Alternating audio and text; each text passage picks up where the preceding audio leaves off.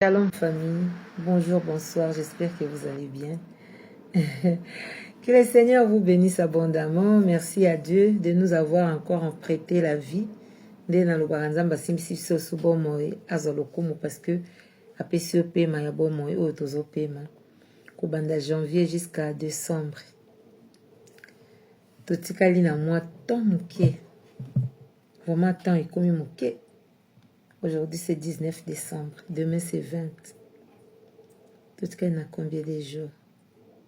Totikali na combien de semaines?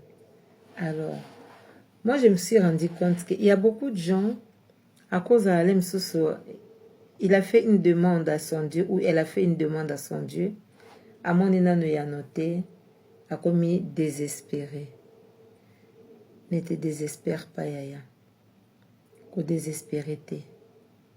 Dieu est capable, soit pécio le 19 te, a capable de pécio même lobby le 20. Soit pécio le 20 te, le 21, tos appétits dans les 30. Comme pas qu'on pécio le 1er janvier 2026. Ça c'est Dieu. Dieu marche comme ça. Alors, qu'est-ce que tu as demandé à Dieu? Oh, on a nos vités. La kokota na ba pensée na yo, en tant que moto. Mais Nzambe, yenda sondara ba cœur na ba reine abiso. Moi, je ne sais pas qu'est-ce que tu as demandé à ton Dieu jusqu'à présent aux vités.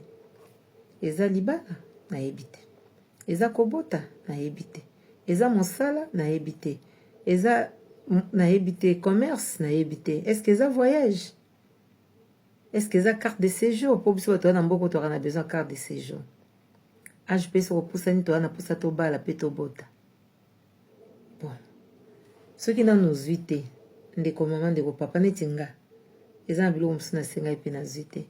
Mais o eza important o nazozwa ezaka pemo nazo pemela o nazo ya kopesa bino ko édifier bino. Il y a des importants plus que les cas. Nyoso na tangeli bino. Je pense que la Bible nous dit quand il y a la vie, il y a l'espoir. Soki ozana no na pema, espoir eza. Na vie à moto totiaka pointé. On peut mettre virgule, j'espère. Toko tia pointé. On t'a tia point na vie à moto zanzambi. Kama mbumana ya mukie, mais ça significatif devant nous, les hommes devant Dieu aussi. Alors, pour na tia point na vie na yo mon côté maman, marcher avec Dieu et dans la crainte de l'Éternel. Car la Bible nous dit, la crainte de l'Éternel, c'est le commencement de la sagesse. Quelqu'un qui cherche Dieu, obligatoirement, elle doit marcher dans la crainte, ou il doit marcher dans la crainte. Je ne crois pas que Moutako Lukanzambe, c'est vrai, Bazali. Il y a des gens qui prient, Azana Nakatia Ekobo. Il y a des gens qui prient, Azo marché Nakatia fornication. Il y a des gens qui prient, Azo Iba. Il y a des gens qui prient, Azako escroquer Batu. Azo demeurer na escroquerie nae. Parce que tant où il y a Azo Salamabe, pour lui, c'est que Batu Bazo monété. On est d'accord. Il y a des gens qui prient, Azana Nakatia sorcellerie, Nakindoki. Alobi Alokanano. A maudire nano Batu. Asala nano mabe. Ponza bazoti que l'état après si ma repentir. Oui, yaya, vous avez raison. Mais je vais te dire une chose, car la Bible est en lobby. Nzamba lingi biso ba pécheur, mais lingi lisumu na bisote. Dieu nous aime, mais il n'aime pas le péché. Alingi muto masumu, malinga lisumu te. Ko me la tango molai na mabete ndeko papa ndeko maman. Le temps est mauvais, hein. Le temps est tellement mauvais. Cherchez à être bien devant ton Dieu. Sala omi bongisa, omi lengele liboso nzambe. Koluka nzambe ezaka kitoko, koluka nzambe eza malamu. Mais koluka nzambe, na ba loi to na ba droit ya nzambe eza important. Parce que Dieu il est tellement saint que Bible ezobengaye, il est 3 fois saint. Nana koki kotelema lo baza mo santo à part Dieu. Mais nzambe bengi biso ba santo. Bible ezoyebisa biso le père de mensonge, c'est le diable Satan lui-même. Vous pouvez voir, Donc, moto agendra mensonge eza diable. Mais moto agendra vérité, tout est nakoki koloba ndenge nini bobangi nzambe eza bobangi donc la crainte de Dieu eza ye moko nzambe. Sikoyo yo moto oyo olingo otambola na nzambe oza na besoin nzambe asalela yo makambo ya minene oza na besoin nzambe apambola yo. Ça veut dire faut ça la marche moko boye na nzambe otracer chemin oluka ndenge nini ya kotambola mpona koluka koflate motema ya nzambe. Ezaka eloko moko kotika masumu kotika mabe koabandone mabe omoni péché chéri okangama nango lisumu olobaka tu ne peux même pas te séparer avec ça. Yaya, aujourd'hui je te demande de lâcher, de laisser ça. Ça t'amènera nulle part et ça te sert à rien du tout. Je ne peux pas dire que je suis parfaite, mais il y a des choses que je ne fais pas pour la gloire de ces dieux. Il y a des interdits dans ma vie. Et c'est un bloc belé na salara lisusu te. Et c'est un bloc belé na tiapena bandelo boy. Ici je ne peux pas aller, ici je ne peux pas toucher. Pour ceux qui na sali na ebi ke nzambe wana akupusanga mosika. Ceux qui na sala yango te pona otala bolamu nzambe kati na nga po nzamba sailanga pe makama minene. Nzamba lokotanga na masumu na poto. Et on a si na bimisa. Je peux même pas citer les noms pour ne pas donner de berk. On a si na bimisa bonde to le na mot français peut-être ça peut aller. On a si na vomir na koki suko ya kozongisa ngote. To koma bana mboite lokola mboite allié aya bimisa zongisi. Mbwa ko yiko bota na mama aboti. Yo baloba mto azotama na ekoba olenga koza lokola mbwa. Ntabaza lokola moto azotambola lokola ntaba eza ça veut dire bakangi osinga place nyonso bazomema yo ozokende biloko wana nzambe alingi te. Totambola na crainte ya nzambe et puis kotambola na kobanga nzambe ekosalela makambo ebele ya minene baouverture ebele je vous dis et je vous assure yo moto osengi eloko moko kobanda janvier ti na décembre awa soki omoni ata sine te ne te fatigue pas, ne te désespère pas, accroche-toi, continue à prier mais avec crainte de Dieu, avec la sanctification. Et la sanctification baki sa ingrédient na kati ya sanctification la foi. La Bible dit la foi fait vivre. Omoni nano yango te, osimbi nani yango te me ndima ke nazwi. C'est ça la foi. Je n'ai pas encore vu, je n'ai pas encore touché, mais moi par rapport à ce que j'ai demandé à Dieu, pour moi je crois que j'écris que j'ai déjà eu ça. Il faut avoir la foi où il déplace à la montagne. Zana kondima oyo ezo déplacer ba montagne. Parce que balobi kata kondima tu peux déplacer des montagnes. Quand on parle de montagne, ce n'est pas la montagne où il y a ma banga ya Matadi ou bien il y a Grenoble à Ouate. Tout est en Suisse. Ce sont des choses spirituelles. Tu déplaces des montagnes. Et si quand on senga qui célibé koya, nzamba pesi libala. Et si on senga qui stérilité koya, nzamba commission féconde. Et si on senga qui chômage, et l'on nzamba pesi comme travailleur ou travailleuse. Et si on a qui na problème na santé, nzamba pesi yo bonne santé, à rétablir santé na yo. C'est ça la foi. Et kotambola na kondima yango nde salaka ke ba montagne o etelemela biso. O na lingala balobi ba bipekiseli o etelemela biso elongwa. Et tu verras, ton chemin sera libre. Et là on a ekina yebisa bino. Je sais qu'il y a des gens asenga ke lo romo pa nzambe azozela na nazuite. Nzamba lobi il n'est jamais été trop tard. Zala na kondima. Ndima qui est aux yeux, mais il faut avoir la foi et puis marcher dans la sanctification, la crainte de l'Éternel. Quand tu ne crains pas Dieu, ne vous en faites pas, tu peux demander le 1er au 30. Quand tu es dans le péché, ose-le ôter. Ne viens pas me poser la question, et les gens qui ne prient pas, comment ils vivent? Oui, bon, bazana tata na bango, o azopambola bango. Eza bisengo ya seconde, mais souffrance ya ba année ya bane. Je fais que dire ça. Eza lokwa moto otambola ni kobo, non? Akuta na muta malade na nzela na ye. Ye lokwa yebi te ke mobali wana aza na 4 lettres, ou bien mwasi wana na 4 lettres. Akei komipesa. Na mwa 2 secondes ya kokutana na ye na moto wana. Azongi ya yebi te ke ase attrapé malade. Au moins que d'être le baranzambe car ndenge to bengi le Dieu miséricordieux a épargné parce qu'il y a beaucoup de gens zamba épargné ba on na ba situation bongo bazali. Mais bazamingité. Au moins na grâce en Nzambe. Tu peux retrouver dans les ça et puis Nzamba saline apesio guérison miraculeuse. Mais je vous envoie pas d'aller faire. Ah, faut naïf sabino qu'il y a un danger parce que et c'est 2 semaines yo zongi mobala na tikali yozo otikali na malade.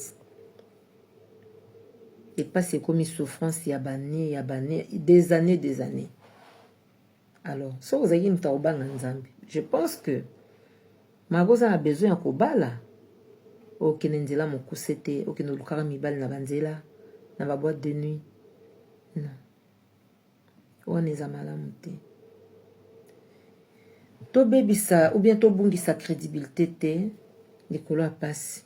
Souffrance emema yo na makama mabe te. Poso batangelo bato ba na pasi, peut-être oyo za nango eza pasi mingi te. Au fin de lobby, ngabo naza bien. Hein? Il y a des gens. Moi, depuis que j'ai compris ça, là s'inquiète à sauter.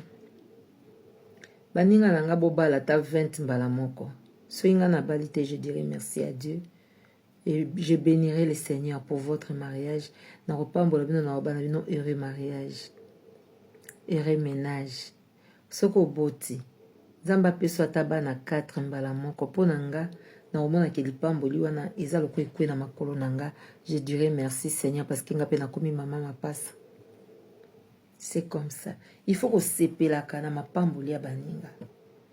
Moi j'ai une amie, elle donne toujours témoignage à propos de mes comportements chez les autres amis. J'avais une amie à l'époque quand on grandissait à Gombe. Cette femme, elle a trouvé un homme de sa vie. J'ai dit ça comme ça. Et au Manibana, il y a Bakonzi. À l'époque, Bakonzi Mobutu, pas généraux, pas ministre, banani. Je ne peux pas citer les noms ici. C'est quoi, Koutanena Mobali Moko? Il vient dans un pays, excusez-moi, dans une famille, la famille Moko Boé. Autre benga ngo ndenge mokile lo ba famille à griffe na wezanga griffe. Son oncle avait quand même de l'argent ou aida ki bango batanga. Mais ba kombo na bango ezalaki neti mwasi oyo akendaki koluka ta bala parce que la femme elle avait déjà un nom o babandaki koyemba ye et papa na ye mokonzi. Mobali moko ndenge wana aye ko se présenter. Tous les amis à Gombe o bazaki autour de nous, o bazaki autour d'elle. Tout le monde avait refusé cette mariage. Bah, comment il faut critiquer? Et moi, dans mon compte, moi, dans général, tout le monde avait refusé. Je suis fière de mon Dieu et je suis fière de moi. À l'époque, je ne priais même pas. Je ne priais pas. Mais j'ai essayé de parler à ma sœur. J'ai dit, maman, ne refuse pas. Il y a l'avenir chez cet homme. Il était étudiant à l'époque, le mari, qui est devenu aujourd'hui patron de la société. Il y a un mutatangi na vie, qu'on néglige. Muto azana nzambe na vie, qu'on néglige, yebite. Cet homme, abala ndeko nangana ou aza camarade. Azoki mo musala moko pa muto mo boye pe son âme. Et par l'odeur production. Qui travaillait avec lui parce qu'il y a cette antenne, tout ça. Azui mon musala nae, azui ndaku nae na bandal. Mais à l'époque, quand il venait, chez mon ami. Azali na moi, tout bien en bicoque. Moi, studio mon robot. C'est quoi studio on se bozo kota. Zelo na se. Ba place te mais ba zelo na mabaku. Moi, mousmoura mouké. Moi, na général. Toke na bandal ngana ye. Au moins, tozuma bilo ondam na kati andako na frigo, na congélateur to memi et pas mobali. Donc, alingai mobali na ye na état oyo azalaki nango. Elle s'est fait aveugle pour ne pas écouter la passe à mobali, pour ne pas écouter la ndenge forme mobali azalaki. C'était un bel homme. Mais nzoto mike moulai. C'est comme bongo ezate. Azalaki étudiant. Nzambe a Nzambe. Tout le monde avait quitté la fille qui était mon amie, qui est ma sœur aujourd'hui. Motonio Soboyaki. Elle est restée avec moi. Et c'était la seule personne qui est Kobo Yalibalote Ndimae. Et Dieu soit loué. Bamemani tina mariage coutumier. Toké na barona civil. Basali religieux. Tout ça la fête na messe des officiers. Tala bakondi. Baya. Nzamba pamboli bango bazaki ndako chambre, salon, cuisine na salle de bain.